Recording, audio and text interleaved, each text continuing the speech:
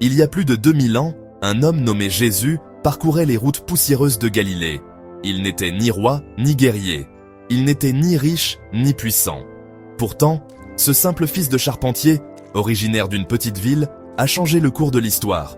Il l'a fait non pas avec des armées ou des richesses, mais avec amour, compassion et des miracles inexplicables. La vie et le message de Jésus ont offert une nouvelle façon radicale de vivre, une voie fondée sur l'amour, le pardon et l'espoir. Il a parlé d'un Dieu qui aimait tout le monde, pas seulement les riches et les puissants.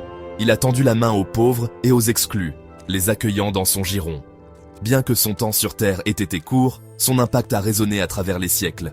Des millions de personnes dans le monde trouvent de l'espoir dans ses paroles, de l'inspiration dans sa vie et le salut dans son sacrifice. Le ministère de Jésus a été marqué par des actes incroyables de puissance et de compassion. Il guérissait les malades, souvent d'un simple toucher ou d'une parole. Les aveugles voyaient, les boiteux marchaient et les lépreux étaient purifiés. Ce n'étaient pas seulement des démonstrations de pouvoir, mais des actes d'amour, démontrant le cœur de Dieu pour ceux qui souffrent et qui sont brisés. Un jour, Jésus a rencontré un cortège funèbre. Une veuve, déjà accablée de chagrin, avait perdu son fils unique.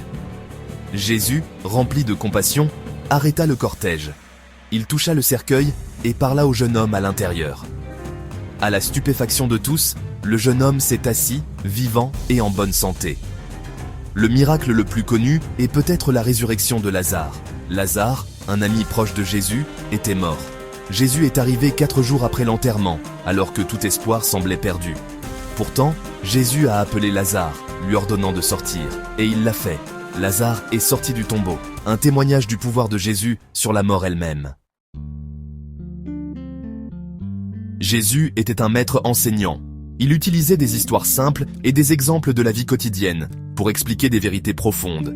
Ces paraboles, comme le bon samaritain et le fils prodigue, continuent de nous enseigner le pardon, la compassion et l'amour inconditionnel de Dieu. Dans le Sermon sur la montagne, Jésus a livré certains de ses enseignements les plus célèbres.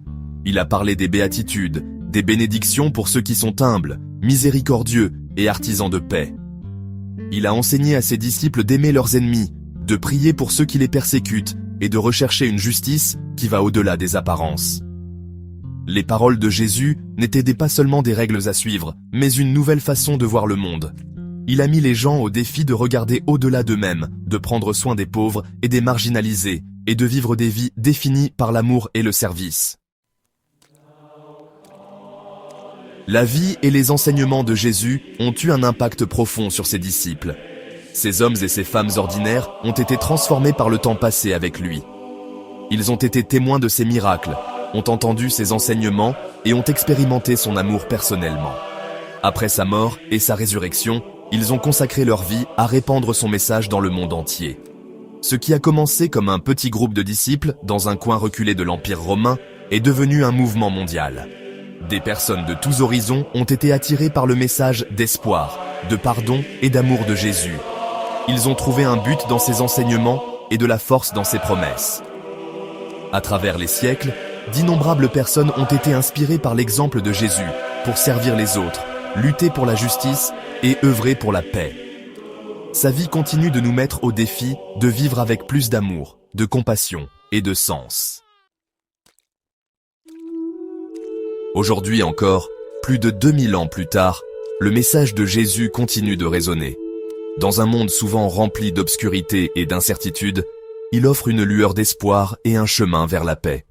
Ses enseignements nous rappellent que nous sommes aimés inconditionnellement, que le pardon est toujours possible et que même dans les moments les plus sombres, l'espoir demeure. La vie de Jésus nous met au défi d'examiner nos propres vies. Vivons-nous avec amour, compassion et pardon? Tendons-nous la main aux personnes blessées et marginalisées? Nous efforçons-nous de faire une différence dans notre monde? L'histoire de Jésus n'est pas seulement une histoire du passé. C'est un message vivant d'espoir et de transformation pour nous, aujourd'hui. Son appel à aimer, à pardonner et à le suivre est tout aussi pertinent aujourd'hui qu'il y a 2000 ans. Et sa promesse d'espoir, de paix et de vie éternelle reste un phare pour tous ceux qui le cherchent.